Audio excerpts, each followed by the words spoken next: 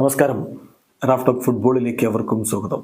ബ്രസീലിൻ്റെ കോച്ചായിട്ട് Dorival junior വരികയാണ്. 61കാരനായ പരിശീലകൻ നേരത്തെ നെയ്മർ ജൂനിയർ പരിശീലിപ്പിച്ചിട്ടുണ്ട് സാന്റോസിൽ വെച്ച്.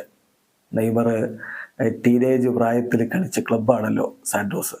2010 പക്ഷേ നെയ്മറും ഡൊറിവാൾ ജൂനിയറും തമ്മിൽ അത്ര രസത്തിലല്ല പിരിഞ്ഞത്. ഡൊറിവാൾ ജൂനിയർ നെയ്മർ ജൂനിയറെ പുറത്തിരുത്തി 2 കളിയിൽ. റിസൾട്ടോ ഒരാഴ്ച കഴിയുമ്പോൾ ഡൊറിവാൾ ജൂനിയറിനെ ക്ലബ്ബ് പുറത്താക്കുന്നു. അതിനു മുമ്പ് ചില സംഭവ വികാസങ്ങൾ, ഒരു പെനാൽറ്റിയുമായി ബന്ധപ്പെട്ട് നെയ്മർ പെനാൽറ്റി എടുക്കാൻ നിൽക്കുമ്പോൾ അത് വേണ്ട എന്ന് പറഞ്ഞുകൊണ്ട് മറ്റൊരാളെ കൊണ്ട് പെനാൽറ്റി എടുപ്പിക്കുന്നു ഡൊറിവാൾ ജൂനിയർ. നെയ്മർ അസ്വസ്ഥനാവുന്നു. കളിക്കളത്തിൽ വെച്ച് തന്നെ തൻ്റെ അതൃപ്തി അദ്ദേഹം പ്രകടിപ്പിക്കുന്നു. അങ്ങനെയൊക്കെ വലിയ കോൺട്രവേഴ്സി ഉണ്ടായൊരു സംഭവം. ആ ഡൊറിവാൾ ജൂനിയറാണ് ഇനി ബ്രസീലിൻ്റെ കോച്ചായി വരുന്നത് എന്നുള്ളതാണ് ഏറ്റവും പ്രധാനപ്പെട്ട കാര്യം. ഇപ്പോൾ ബ്രസീലിയൻ ഫുട്ബോൾ ചരിത്രത്തിൽ ബ്രസീലിയൻ ദേശീയ ടീമിന് വേണ്ടി ഏറ്റവും അധികം ഗോളുകൾ നേടിയ താരമായിട്ട് മാറിക്കഴിഞ്ഞ നെയ്മർ ജൂനിയർ ലെജൻഡ് പരിവേഷത്തിൽ നിൽക്കുന്ന ഘട്ടത്തിൽ ആ പഴയ 19കാരനല്ല, കൂടുതൽ കരുത്തനാണ്, കൂടുതൽ ആരാധക പിന്തുണയുള്ള നെയ്മറാണ്. ആ നെയ്മറെ എങ്ങനെ ഡൊറിവാൾ ജൂനിയർക്ക് ഹാൻഡിൽ ചെയ്യാൻ പറ്റും എന്നുള്ളതാണ് ഇനി കണ്ടറിയേണ്ടത്. കോപ്പ അമേരിക്ക അടക്കം വരാനിരിക്കുകയാണല്ലോ. 2010 സംഭവം. അന്ന് 11ാം നമ്പർ ജേഴ്സി അണിഞ്ഞുകൊണ്ട് മിന്നിക്കത്തി കളിക്കുന്ന പ്രായമാണ് നെയ്മർ ജൂനിയർ. അന്ന് അത്ലറ്റിക്കോ ഗൊയാനീസുമായിട്ടൊരു കളിയിൽ നെയ്മർ വീഴ്ത്തിയതിന് ലഭിച്ച പെനാൽറ്റിയാണ്.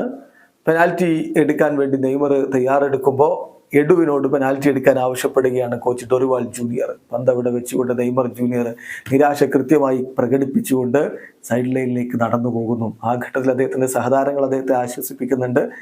ഏതായാലും പിന്നീട് കോച്ചിൻ്റെ ആ ഒരു ഡയറക്ഷനിലേക്ക് പോയ നെയ്മർ വലിയ പ്രശ്നങ്ങളിലേക്ക് കടക്കാതെ അവിടെ നിന്നൊരു വാട്ടർ ബോട്ടിൽ ഒരു സഹതാരം നൽകിയത് വാങ്ങിക്കൊണ്ട് അങ്ങ് തിരിച്ചു പോവുക തന്നെ ചെയ്തു. കളി കഴിഞ്ഞിട്ട് നെയ്മർ നേരെ ലോക്കർ റൂമിലേക്ക് ഓടിക്കയറി പോകുന്ന കാഴ്ചയെ നമ്മൾ അന്നത്തെ സംഭവം നോക്കിയാൽ കാണാൻ പറ്റും. ഏതായാലും അതിനെ തുടർന്ന് നെയ്മർ ജൂനിയറുടെ ആ ഒരു ഇൻഡിസിപ്ലിൻഡ് ആയിട്ടുള്ള ചില ആക്ഷനുകൾ കാരണം നെയ്മർ ജൂനിയർ ഡൊറിവാൾ ജൂനിയറെ പുറത്തിരുത്തുന്നു. ഒരാഴ്ച കഴിയുമ്പോൾ നെയ്മർ ജൂനിയറെ ഡൊറിവാൾ ജൂനിയറെ നെയ്മറുടെ ഈ ഒരു വിഷയത്തിൻ്റെ കാരണം കൊണ്ട് പുറത്താക്കി എന്നതാണ് കേൾക്കുന്ന വാർത്ത. ഏതായാലും ആ ഘട്ടത്തിൽ ഡൊറിവാൾ ജൂനിയർ അതുമായി ബന്ധപ്പെട്ടുകൊണ്ട് പ്രതികരിക്കുകയുണ്ടായി. എൻ്റെ ടീമിൽ ഒരിക്കലും ഡിസിപ്ലിനുമായി ബന്ധപ്പെട്ട് പ്രശ്നങ്ങൾ ഉണ്ടാവാറില്ലായിരുന്നു. ഇൻഡിസിപ്ലിൻ എന്നുള്ളൊരു പ്രശ്നം ഉണ്ടാവാറില്ല. പക്ഷെ നെയ്മറുമായിട്ട് ഒരുപാട് പ്രശ്നങ്ങൾ ഉണ്ടായിട്ടുണ്ട് ഈ വിഷയത്തിൽ. പിന്നെ തീർച്ചയായിട്ടും നെയ്മറെ സംബന്ധിച്ചിടത്തോളം അദ്ദേഹവുമായിട്ട് നല്ല രൂപത്തിൽ തന്നെയാണ് ഞാൻ പിരിഞ്ഞിട്ടുള്ളത്. നെയ്മർ ഇത്തരം ഘട്ടങ്ങളിൽ റിക്കവർ ആവാൻ ഓൾ ആസ്പെക്ട്സിൽ അദ്ദേഹത്തിന് സമയം വേണം. അദ്ദേഹം വളരെ മികച്ച വ്യക്തിത്വമാണ്. ഞാൻ അദ്ദേഹത്തെ പുറത്തിരുത്തി എന്നുള്ളത്, അദ്ദേഹത്തിന് പെനാൽറ്റി എടുക്കണ്ട എന്ന് പറയുന്നതൊക്കെ ഒരു കോൺഷ്യസ് ഡിസിഷനാണ്. കാരണം ഈ ഇവൻസിൻ്റെ ഒരു സീരിയസ്നെസ് കണക്കിലെടുത്തുകൊണ്ടാണ് ഞാൻ ആ തീരുമാനമെടുത്തത്. നെയ്മർ ആ ഒരു മത്സരത്തിൽ ഔട്ട് ഓഫ് കൺട്രോൾ എന്ന രൂപത്തിലാണ് പെരുമാറിയത്. പക്ഷേ വളരെ പെട്ടെന്ന് തന്നെ അദ്ദേഹവുമായിട്ട് സംസാരിച്ച് കാര്യങ്ങൾ ഫിക്സ് ചെയ്തതാണ്. നെയ്മറുടെ ഒരു പ്രത്യേകത, അദ്ദേഹവുമായിട്ട് നമുക്ക് സംസാരിക്കാൻ പറ്റും. സംസാരിക്കാൻ തയ്യാറാവുന്ന ഒരാളാണ് നെയ്മർ ജൂനിയർ. കാര്യങ്ങൾ പറഞ്ഞു തീർക്കാൻ തയ്യാറാവുന്നയാളാണ്.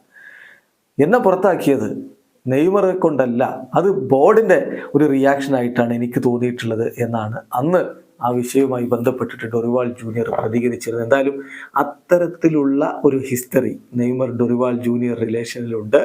ഇനി എങ്ങനെയായിരിക്കും സെലക്കാവോയിൽ അവർ ഒരുമിച്ച് കൈകോർക്കുമ്പോൾ സംഭവിക്കുക? കാത്തിരിക്കാം. വീഡിയോ അവസാനിക്കുന്ന ഫുട്ബോൾ ലോകത്തെ കൂടുതൽ വിശേഷങ്ങളുമായി റാഫ്റ്റോക്സ്.